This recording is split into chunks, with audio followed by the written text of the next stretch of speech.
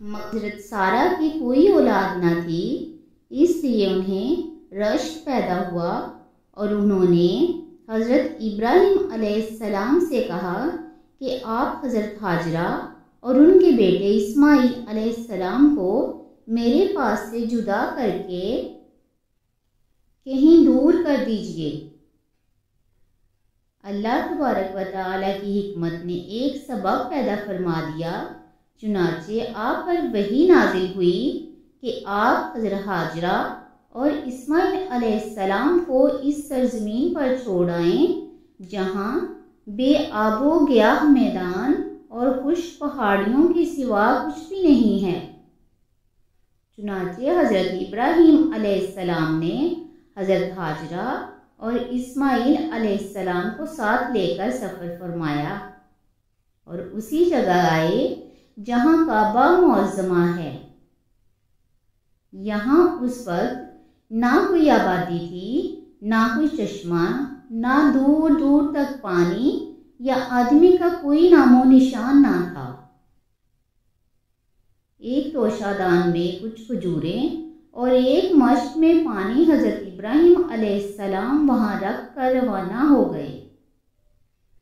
حضرت ہاجرہ نے فریاد کی کہ اے اللہ کے نبی، اس سنسان اور بیابان جگہ میں جہاں نہ کوئی غمخوار ہے، ہمیں بے یار و مددگار چھوڑ کر کہاں جا رہے ہیں؟ کئی بار حضرت ہاجرہ نے آپ کو پکارا مگر آپ علیہ السلام نے کوئی جواب نہیں دیا۔ آخر میں حضرت ہاجرہ نے سوال کیا کہ آپ اتنا فرما دیجئے کہ آپ نے ہمیں اپنی مرضی سے یہاں لا کر چھوڑا ہے یا اللہ تبارک و تعالیٰ کے حکم سے آپ نے ایسا کیا ہے؟ تو آپ علیہ السلام نے فرمایا کہ اے ہاجرہ، میں نے جو کچھ کیا ہے وہ اللہ تعالیٰ کے حکم سے کیا ہے۔ یہ سن کر حضرت ہاجرہ نے کہا کہ اب آپ جائیے، مجھے یقین کامل اور پورا ایمان ہے کہ خداوند کریم مجھ کو اور میرے بچے کو ضائع نہیں فرمائے گا۔ اس کے بعد حضرت ابراہیم علیہ السلام نے ایک لمبی دعا مانگی اور وہاں سے ملک شام چلے گئے۔ چند دنوں میں کھجوریں اور پانی ختم ہو جانے پر حضرت ہاجرہ پر بھوک پیاس کا غلبہ ہوا اور ان کے سینے کا دودھ خشک ہو گیا اور بچہ بھوک پیاس سے تڑپنے لگا۔ حضرت ہاجرہ نے پانی کی تلاش و جستجو میں 7 چکر صفا اور مروہ کی دونوں پہاڑیوں پر لگایا مگر پانی کا کوئی سراغ دور دور تک نہیں ملا، یہاں تک کہ حضرت اسماعیل علیہ السلام پیاس کی شدت سے ایڑیاں پٹک پٹک کر رو رہے تھے۔ حضرت جبرائیل علیہ السلام نے آپ کی ایڑیوں کے پاس زمین پر اپنا پر مار کر ایک چشمہ جاری کر دیا اور اس پانی میں دودھ کی خاصیت تھی کہ یہ غذا اور پانی دونوں کا کام کرتا تھا۔ چنانچہ یہی زمزم کا پانی پی پی کر حضرت ہاجرہ اور حضرت اسماعیل علیہ السلام زندہ رہے، یہاں تک کہ حضرت اسماعیل علیہ السلام جوان ہو گئے اور شکار کرنے لگے تو شکار کے گوشت اور زمزم کے پانی پر گزر بسر ہونے لگی۔ پھر قبیلہ جرہم کے کچھ لوگ اپنی بکریوں کو چراتے ہوئے اس میدان میں آئے اور پانی کا چشمہ دیکھ کر حضرت ہاجرہ کی اجازت سے یہاں آباد ہو گئے اور اسی قبیلہ کی ایک لڑکی سے حضرت اسماعیل علیہ السلام کی شادی بھی ہو گئی اور رفتہ رفتہ یہاں ایک آبادی ہو گئی۔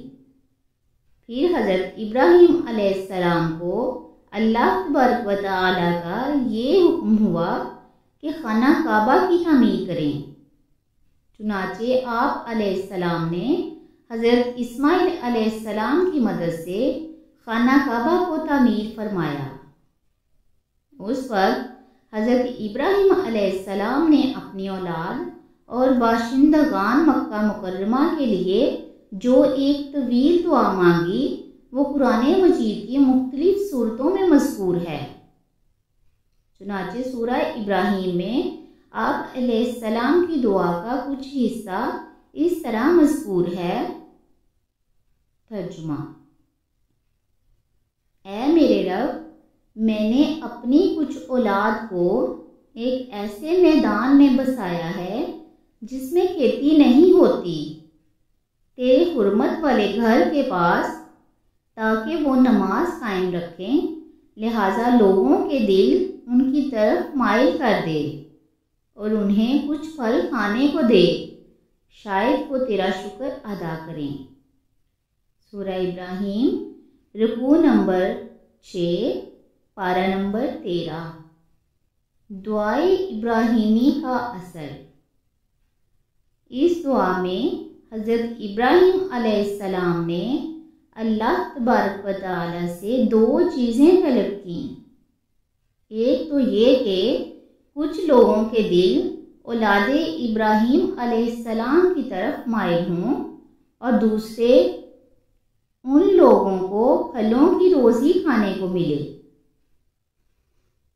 اور ہر دور میں طرح طرح کی تکلیفیں اٹھا کر مسلمان خشکی اور سمندر اور ہوائی راستوں سے مکہ مکرمہ جاتے رہے اور قیامت تک جاتے رہیں گے، اور اہل مکہ کی روزی میں پھلوں کی کثرت کا یہ عالم ہے کہ باوجود یہ کہ شہر مکہ اور اس کے قرب و جوار میں کہیں نہ کوئی بھی کھیت ہے، نہ کوئی باغیچہ ہے، مگر مکہ مکرمہ کی منڈیوں اور بازاروں میں اس کثرت سے قسم قسم کے میوے اور پھل ملتے ہیں کہ فرتے تعجب سے دیکھنے والوں کی آنکھیں کھلی کی کھلی رہ جاتی ہیں۔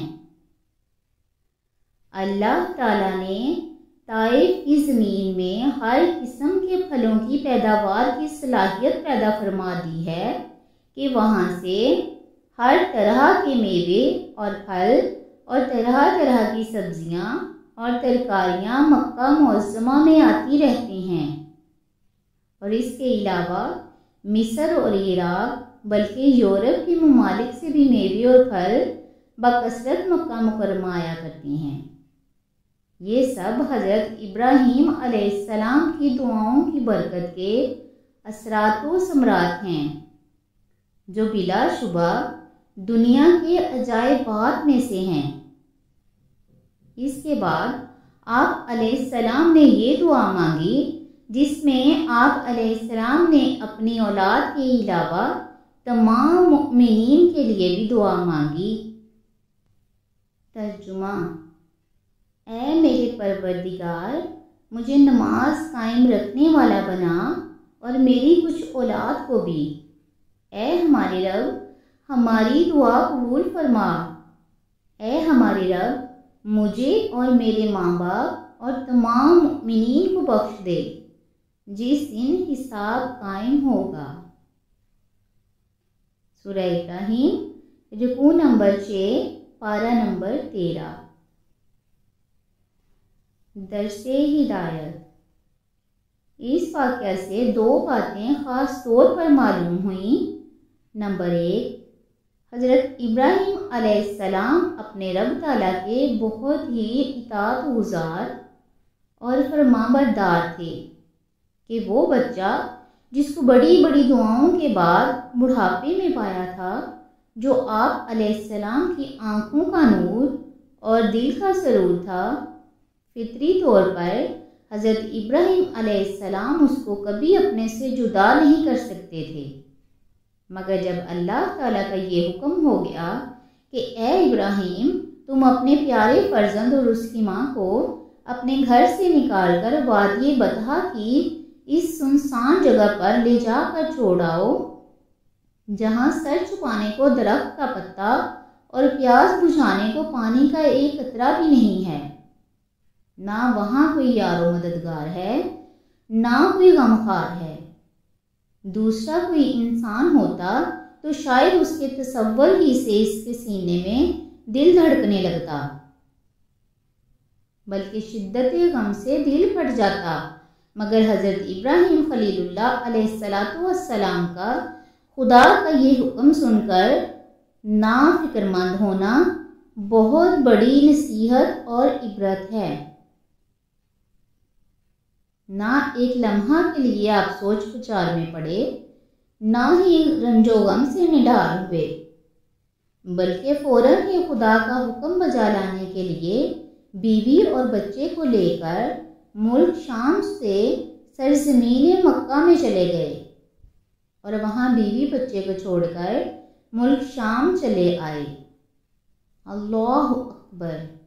اس جذبہ اطاعت شعاری اور جوش فرمانبرداری پر ہماری جانیں بھی قربان ہیں۔